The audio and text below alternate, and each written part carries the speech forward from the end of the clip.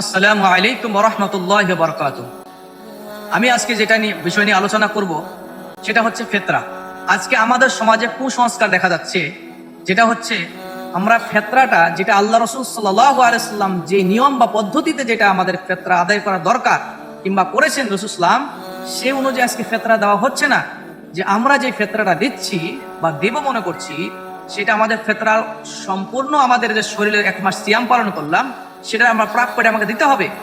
তার মানে হচ্ছে আজকে যদি আপনি দেখতে চান, সেটা হচ্ছে যে কি, যে মানুষে হয়তো ঈদের সালাতের পরে ফিতরা দিচ্ছে, কিন্তু ফিতরাটা এমন একটি জিনিস যে আগেই দিতে হবে। রাসূলুল্লাহ হাদিসকে ফলো করুন।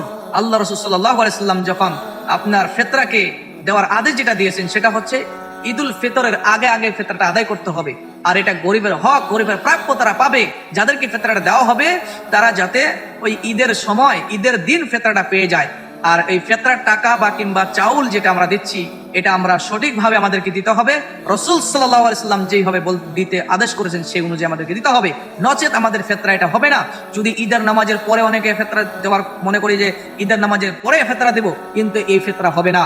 যদি মনে করেন যে রাসূলুল্লাহ সাল্লাল্লাহু আলাইহি ওয়াসাল্লাম পদ্ধতিতে ফিতরা দেব, তাহলে ঈদের সালাতের আগে আপনাকে ফিতরাকে আদায় করতে হবে। আর নচেত যদি আপনি এই ঈদের সালাতের পরে যদি আপনি ফিতরা দেন, তাহলে সেটা ফিতরা হবে না, ফিতরা হবে না।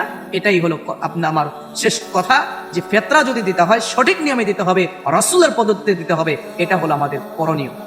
যাই হোক, আমরা ছোট্ট একটা বিষয় জানলাম, যাতে আমরা এই রাসূল সাল্লাল্লাহু আলাইহি ওয়াসাল্লামের ফলো করে হাদিস অনুযায়ী আমরা ফিতরা দিতে পারি। আল্লাহ আমাদেরকে সকলকে তৌফিক দেন। এই ভিডিওটা বেশি বেশি শেয়ার করুন এবং অপরকে শেয়ার করে পৌঁছে দিন, যাতে এই বিষয়টা আরো অপরকে জানুক। আশা করি সকলে ভালো থাকুন। আসসালামু আলাইকুম ওয়া রাহমাতুল্লাহ।